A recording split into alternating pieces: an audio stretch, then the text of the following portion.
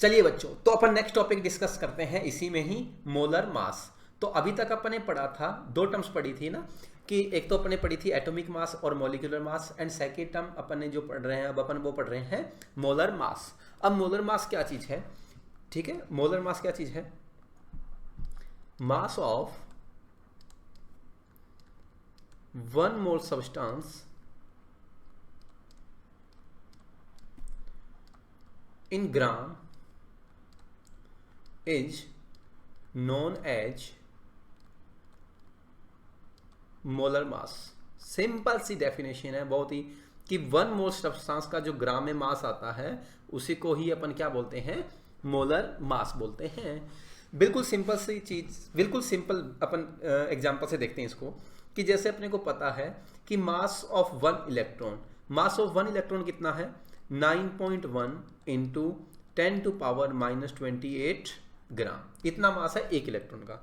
अब अगर अपने से पूछा जाए कि calculate molar mass of electron, तो आप क्या फाइंड करोगे? मोलर मास ऑफ इलेक्ट्रॉन अगर अपने को फाइंड करना है तो आप क्या फाइंड करोगे, कैसे फाइंड करोगे? ठीक है, तो मोलर मास ऑफ इलेक्ट्रॉन, तो मोलर मास ऑफ इलेक्ट्रॉन का मतलब क्या होता है? मोलर मास का मतलब क्या होगा कि वन मोल इलेक्ट्रॉन का, और वन मोल इलेक्ट्रॉन का मतलब कितने electron? 6.02 into 10 to power 23 electrons, इतने इलेक्ट्रॉन का मास फाइंड करना है। तो कैसे फाइंड करोगे? बिल्कुल सी सिंपल सी मैथमेटिक्स, कि मास ऑफ वन इलेक्ट्रॉन, तो मास ऑफ वन इलेक्ट्रॉन अपने को पता है कितना? 9.1 इंटू 10 टू पावर माइनस 28 ग्राम। अब अगर अपने को चाहिए मोलर मास, तो मोलर मास अपन कैसे फाइंड करेंगे? कि molar mass of electron, molar mass of electron यानी कि कितने इलेक्ट्रॉन? Na इलेक्ट्रॉन्स, तो वो कितने आ जाएंगे? एक इलेक्ट्रॉन का मास पता है 9.1 into 10 to power minus 28 into एक कितने इलेक्ट्रॉन का? 6.02 इंटू 10 टू पावर 23 इलेक्ट्रॉन्स। तो ये वैल्यू आ जाएगी 9.1 इंटू 6.02 इंटू 10 टू पावर कितनी? -5 ग्राम, और ये किस में लिख देंगे अपन? पर मोल में। ठीक है, तो इसको सॉल्व करोगे तो ये approximate value 54.6 into 10 to power -5 gram पर मोल, ये वैल्यू आ गई कि एक मोल इलेक्ट्रॉन्स का मास कितना आ जाएगा? 54.6 इंटू 10 टू पावर -5, और इसको अपन किस में लिख देंगे? ग्राम में, और कितना है एक मोल का? तो ग्राम पर मोल, ये मास आ जाएगा वन मोल ऑफ इलेक्ट्रॉन्स का। ठीक है, तो इस तरीके से अपन मोलर मास किसी भी स्पीसीज का फाइंड कर सकते हैं। ठीक, चलिए अब अपन नेक्स्ट एग्जांपल की तरफ बढ़ते हैं।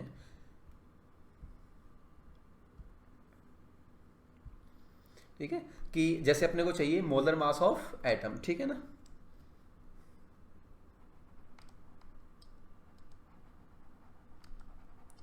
मोलर मास ऑफ एटम, तो इसका मतलब क्या हुआ? मोलर मास ऑफ एटम्स, तो इसका मतलब होगा, इसको अपन ये भी लिख देते हैं GAM, इसको अपन लिखते हैं ग्राम एटॉमिक मास। लिखते जाइएगा आप, नोट्स प्रिपेयर करते जाइएगा अपने, ग्राम एटॉमिक मास। ठीक है, ग्राम एटॉमिक मास, ग्राम एटॉमिक मास। तो इसका मतलब होगा कि molar mass of atoms, molar mass of atoms in gram is known as gram atomic मास, कि मोलर मास जो आएगा ग्राम में उसको अपन ग्राम एटॉमिक मास बोलते हैं। सिंपल सी चीज है कि जैसे आपने मान लो कोई भी एटम ले लिया, कि सबसे सिंपल अपन लिया कार्बन एटम, ठीक है, 6C12। तो अगर मैं यहां से लिखना चाहूं आपको कि मास ऑफ, ठीक है, mass of one carbon atom, तो बताओ अपन एटॉमिक मास में पढ़ना सीखा, कैलकुलेट करना सीखा था कि मास ऑफ वन कार्बन एटम कितना आएगा? 12 AMU। ठीक है, अब अपने को चाहिए मोलर मास, मोलर मास का मतलब कितना? ठीक है, मोलर मास का मतलब होगा molar mass, molar mass, molar mass बोलते ही मतलब पता चलना चाहिए मोलर मास मतलब कितने? 6.02 इंटू 10 टू पावर 23 एटम्स, तो वो कितना आएगा? एक एटम का मास 12 AMU, कितने एटम्स? 6.02 इंटू 10 टू पावर 23, इतने एटम्स। तो अब इनका कैलकुलेट करोगे तो इतना मल्टीप्लाई करना है। अब अपन बदल देते हैं एएमयू को ग्राम में। क्यों ग्राम में? क्योंकि अपने को ग्राम एटॉमिक मास किस में कैलकुलेट करना है? ग्राम में। तो इसको देखिए सिंपल सी value 12 into 6.02 into 10 to power 23। AMU को ग्राम में कन्वर्ट किया तो 1.66 इंटू 10 टू पावर -24, और ये किस में कन्वर्ट हो गया? ग्राम में। ठीक है, अब इस पूरी क्वांटिटी को अगर आप सोल्व करके देखोगे तो ये वैल्यू कितनी आएगी? 1, यानी कि ये टोटल मास कितना आ जाएगा? 12 ग्राम। बेटा ध्यान से देखना, बहुत ही इंपॉर्टेंट रिलेशन यहाँ पे अपने पास काम में आएगा। वो क्या है कि कार्बन का एटॉमिक मास कितना था? 12 AMU, और कार्बन का ग्राम एटॉमिक मास कितना है? 12 ग्राम। तो क्या मतलब हुआ कि मैग्नीट्यूड दोनों का सेम है। कितना? 12। इसका भी कितना? 12। इसकी यूनिट क्या है? AMU एटॉमिक मास की, और ग्राम एटॉमिक मास किस में आया? ग्राम में। दूसरा इनमें डिफरेंस जो है वो ये है कि ये जो ग्राम एटॉमिक मास है वो कितने एटम्स का मास है? 1 मोल एटम्स का मास है, और ये जो AMU में आया वो कितने एटम्स का मास है? 1, यानी कि एक सिंगल एटम का मास है। तो अब आपको ध्यान रखना है कि एटॉमिक मास पूछा गया है या ग्राम एटॉमिक मास, क्योंकि दोनों का न्यूमेरिकल वैल्यू सेम है, बट डिफरेंस किस में है? ओनली यूनिट में, कि एटॉमिक मास किस में? AMU में, और ग्राम एटॉमिक मास किस में? ग्राम में। ज़्यादा दिक्कत भी नहीं आएगी अपने को, क्योंकि नेम ही बता देता है कि वो किस में आएगा। ठीक है, कि AMU में आएगा या ग्राम में आएगा। चलिए अब अपन कुछ एटम्स लिखते हैं। तो अब अपने को यहाँ पे लिखना है एटॉमिक मास, और इधर अपन लिख देते हैं उनका ग्राम एटॉमिक मास। ठीक है, और यहाँ पे अपन लिख देते हैं कि आपने जो एटम लिया वो कौन सा लिया। चलो थोड़ा सा रिवाइज करते हैं। अपन ने लिया सोडियम एटम। ठीक है, सोडियम एटम क्या होता है? Na23। तो इसका एटॉमिक मास कितना? 23 AMU। Very good, atomic mass मतलब AMU। ग्राम एटॉमिक मास कितना आएगा? 23 ग्राम। Very good. चलो ऑक्सीजन एटम 16, तो ये कितना आएगा? 16 AMU। ये कितना आ जाएगा? 16 ग्राम। ठीक है, कोई और एटम लेते हैं अपन। आपने लिया एल्यूमिनियम 27, तो ये कितना आएगा? 27 AMU। ये कितना आएगा? 27 ग्राम। डिफरेंस पता चला कि न्यूमेरिकल वैल्यू सेम है, बट डिफरेंस किस में है? यूनिट में। और दूसरा जो डिफरेंस है वो ये है कि एटॉमिक मास जो है वो एक सिंगल एटम का मास है, और ग्राम एटॉमिक मास कितने एटम्स का मास है? Na, यानी कि 6.02 इंटू 10 टू पावर 23 एटम का मास है, यानी कि 1 मोल एटम्स का मास वो किस में आपने लिखा? ग्राम में लिखा। ठीक है, तो यहाँ पे ध्यान देना कि एटॉमिक मास ग्राम में आएगा, AMU में आएगा, और ग्राम एटॉमिक मास ग्राम में आएगा। ठीक है जी, चलिए आगे बढ़ते हैं। सिमिलर इसी तरीके से मोलिकुलर मास। ठीक है, मोलिकुलर मास अपन कैसे फाइंड करेंगे? जैसे अपन ने पहले ग्राम मोलिकुलर मास फाइंड किया था, सिमिलर वैसे ही gram molecular mass. Gram molecular mass. ठीक है, तो सेम वही डेफिनेशन होगी कि मास ऑफ 1 मोल molecules इन ग्राम, तो वो क्या आ जाएगा? Gram molecular mass. सिंपल है, जैसे आपने H2O लिखा था तो इसका जो मोलिकुलर मास लिखा था वो कितना लिखा था? 18 AMU। तो इसका ग्राम मोलिकुलर मास कितना लिख दोगे? 18 ग्राम। ठीक है, जैसे आपने CO2 लिखा था तो मोलिकुलर मास कितना? 44 AMU। तो इसका ग्राम मोलिकुलर मास कितना? 44 ग्राम। Very good. आपने लिखा H2SO4, बताइए जल्दी से, ये आएगा 98 AMU। ग्राम मोलिकुलर मास कितना? 98 ग्राम। तो जैसे एटॉमिक मास और ग्राम एटॉमिक मास में रिलेशन था, सिमिलर वैसा ही रिलेशन होगा molecular mass and gram molecular mass में। ठीक, चलिए आगे बढ़ते हैं।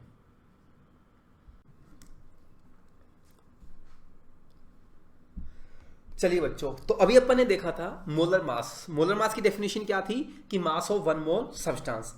अब अगर सोचिए आप कि अगर आपको 2 मोल दे दिया जाए तो 2 मोल का कैसे लिखोगे? भाई 1 मोल का अगर अपने को पता है तो 2 मोल का कितना होगा? डबल। 3 मोल का कितना होगा? ट्रिपल। 3 इंटू दिस, है ना। तो अगर अपने को यहाँ पे टोटल मास अपन लिखें कि टोटल मास ऑफ सैंपल, ठीक है ना, कि अगर अपन यहाँ पे लिखें कि टोटल मास ऑफ सैंपल अपने को कैलकुलेट करना है, टोटल मास ऑफ सैंपल, कि जो सैंपल है उसका टोटल मास अपने को कैलकुलेट करना है।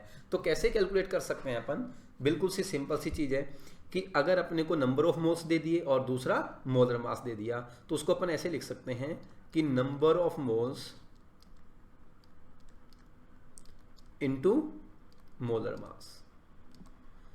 समझ में आ गया होगा आई थिंक ये सबको, कि अगर 1 मोल है तो नंबर ऑफ मोल्स कितने, 1 इंटू मोलर मास। 2 मोल्स है तो 2 इंटू मोलर मास। 3 मोल है तो 3 इंटू मोलर मास। तो ये फॉर्मूला अपने पास यहाँ से अगर अपन कैलकुलेट करें नंबर ऑफ मोल्स, तो नंबर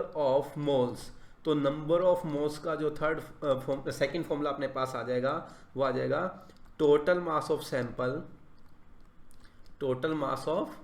सैंपल की जो सैंपल का टोटल मास है, ध्यान रहे ये किस में होना चाहिए, ग्राम में, अपॉन मोलर मास। ठीक है, अपॉन मोलर मास।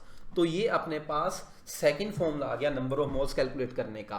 पहला फॉर्मूला अपने पास कौन सा था, पहला फॉर्मूला था अपने पास total number of particles divided by Na, और दूसरा फॉर्मूला अपने पास कौन सा आ गया, total mass of sample upon molar मास। तो मोलर मास अपने को पता होगा, अब अपने को नंबर ऑफ मोल्स कैलकुलेट करने होंगे तो टोटल मास दिया होगा, और टोटल मास कैलकुलेट करना होगा तो नंबर ऑफ मोल्स अपने को क्वेश्चन में गिवन होंगे इस तरीके से। ठीक है, सिंपल साइज के क्वेश्चन करते हैं। देखिए इधर बहुत ही सिंपल क्वेश्चन बनेंगे इसके, और ये फॉर्मूला ध्यान रखना अपने पास पूरी फिजिकल केमिस्ट्री में काम आता रहेगा कि total mass of sample upon molar mass, number of moles calculate करने का। ठीक है, तो यहाँ पे सिंपल सा क्वेश्चन करते हैं, calculate the mass of 5 mole H2O sample in gram. ठीक है, ये क्वेश्चन अपने को गिवन है कि calculate the mass of 5 mole H2O sample in gram. 5 mole H2O sample का मास अपने को कैलकुलेट करना था, तो बताओ कैसे यूज करोगे। ठीक है, नंबर ऑफ मोल्स अपने को गिवन है कितने, 5, H2O दिया हुआ है तो H2O का मोलर मास अपने को पता है कितना, अभी अभी अपने कैलकुलेट कर आए थे 18 ग्राम पर मोल, ग्राम में आएगा, मोलर मास है तो ग्राम में। ठीक है, चलिए अब अपन देखते हैं कि टोटल मास ऑफ सैंपल कितना आएगा। तो यहाँ से अगर अपन टोटल मास ऑफ सैंपल लिखें तो अभी अभी ऊपर फॉर्मूला देखो आप, टॉप पे अपने जो लिखा टोटल मास ऑफ सैंपल, तो वो कितना है, नंबर ऑफ मोल्स कितने 5 इंटू मोलर मास कितना 18, तो ये कितना आ जाएगा 90 ग्राम। इस तरीके से टोटल मास अपन फाइंड कर सकते हैं। चलिए आगे बढ़ते हैं, एक क्वेश्चन और करते हैं ऐसा ही अपन। ठीक है, क्वेश्चन लिखते रहिए, साथ में अटेम्प्ट भी कीजिएगा। एग्जाम्पल नंबर 2 है अपने पास।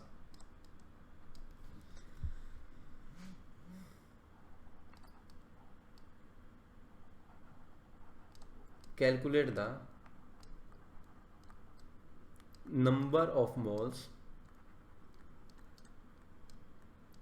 Of H2SO4 in 490 gram H2SO4 sample. ठीक है भाई, अपने को नंबर ऑफ मोल्स फाइंड करने हैं और अपने को क्या दिया हुआ है 490 ग्राम H2SO4 सैंपल दिया है। अब H2SO4 दिया है तो क्या अपन यहाँ से इसका मोलर मास फाइंड कर सकते हैं। ठीक है, अभी अपन ने फाइंड किया था 98 ग्राम पर मोल, वेरी गुड। तो यहाँ से अगर अपन नंबर ऑफ मोल्स फाइंड करें n यानी कि नंबर ऑफ मोल्स, तो वो अभी अभी अपने लिखा था, क्या फॉर्मूला था उसका, गिवन मास अपॉन मोलर मास, very good, given mass upon molar मास। तो गिवन मास यहाँ पे है अपने को कितना 490 gram, very good, upon molar mass H2SO4 का कितना 98, तो ये वैल्यू कितनी में आएगी 5 मोल्स। H2SO4 के कितने मोल आ गए 5 मोल्स। ठीक है जी, चलिए बेटा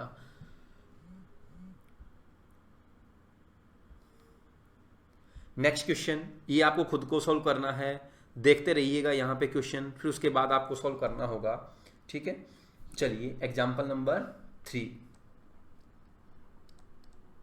ये मैं नहीं करूंगा, पहले आप खुद सॉल्व करोगे, वीडियो पॉज करोगे और यहाँ पे एग्जाम्पल सॉल्व करोगे, आंसर बताओगे सब लोग। ठीक है, कैलकुलेट द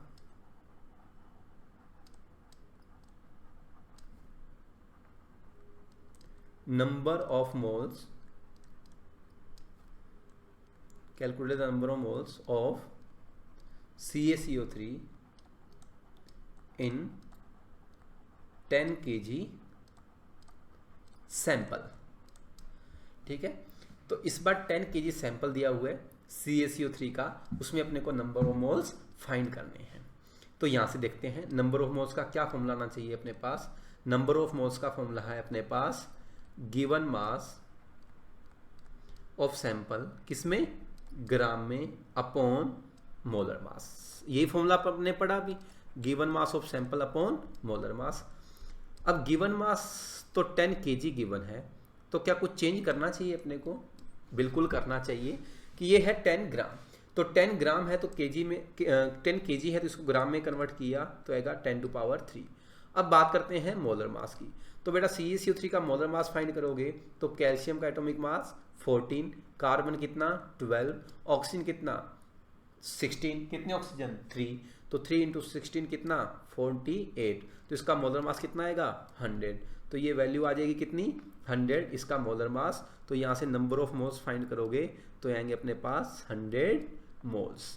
तो इस तरीके से अपन फाइंड कर सकते हैं नंबर ऑफ मोल्स। तो अपन ने नंबर ऑफ मोल्स के 2 फॉर्मूलाज पढ़े हैं जिनकी खूब प्रैक्टिस आपको करनी है। वो 2 फॉर्मूलाज अपने पास कौन कौन से थे? Number of particles divided by Na, और दूसरा फॉर्मूला ये है कि गिवन मास अपॉन मोलर मास। ये नंबर ऑफ मोल्स का सेकंड फॉर्मूला है जो पूरी केमिस्ट्री में अपने पास सबसे ज़्यादा आई थिंक यूज होगा। इससे ज़्यादा कोई फॉर्मूला यूज नहीं होने वाला। ठीक है जी, चलिए।